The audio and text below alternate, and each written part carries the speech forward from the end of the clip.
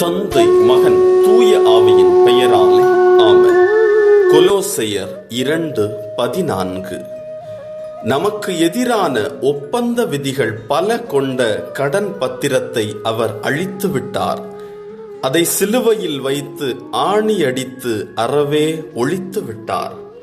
அன்பார்ந்தவர்களே, ஆண்டவர் இயேசுவின் சிலுவை பாடுகள் நம்முடைய வாழ்வுக்கு எவ்வளவு அர்த்தமுள்ளதாக மாறுகிறது பாருங்கள்.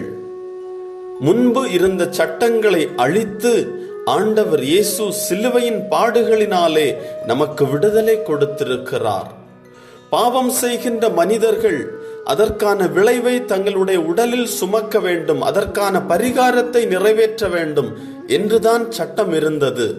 ஆண்டவர் இயேசு அன்றும் இன்றும் மனிதர்கள் செய்யக்கூடிய அனைத்து பாவத்திற்கும் கழுவாயாக தன்னுடைய உடலை, இரத்தத்தை சிலுவையில் தொங்கி சிந்துகிறார். அப்படி ஆண்டவர் இயேசு சிலுவையில் தன்னை கையளிப்பதன் வழியாக மனிதரின் பாவத்திற்கு விடுதலை கிடைக்கிறது. ஒரே ஒரு முறை இயேசு கிறிஸ்து சிலுவையில் அறையப்பட்டதனால் மனிதரின் பாவங்களிலிருந்து நாம் எல்லோரும் விடுவிக்கப்பட்டு ஆண்டவரின் இரக்கத்திற்குள்ளாய் நுழையக்கூடியவர்களாக மாறுகிறோம். சிலுவை எவ்வளவு அர்த்தமுள்ளதாக இருக்கிறது பாருங்கள். ஆண்டவர் இயேசுவின் சிலுவை மனிதரின் பாவத்தை கழுவி தன்னுடைய இரக்கத்தை மனிதருக்கு கொடுக்கிறது.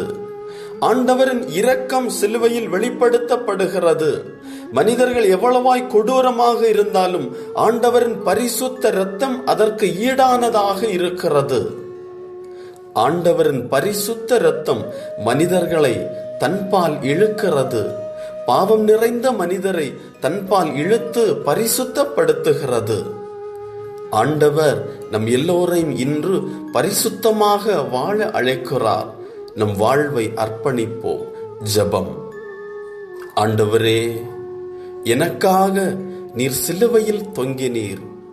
சிலுவை பாடுகளை நீர் ஏற்றதனால் நான் துன்பப்படாமல், வேதனைப்படாமல், எனக்காக நீரே வேதனைகளை ஏற்று சிலுவையில் நடந்து வருகிறீர். சிலுவையை சுமந்து கொண்டு நடந்து வருகிறீர்.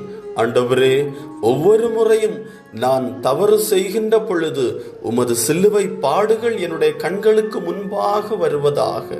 அப்படி உம்முடைய பாடுகளை தியானிக்க நீர் எனக்கு உதவி செய்கின்ற பொழுது நான் தவறு செய்யாமல், பாவம் செய்யாமல், தீமையானவற்றை நினைக்காமல் நன்மையானவற்றை மட்டுமே நினைத்து, நன்மையானவற்றை மட்டுமே செய்து உம்மை மாட்சிப்படுத்துகின்ற விதத்திலே என்னுடைய வாழ்வை உருமாற்றுவேனாக.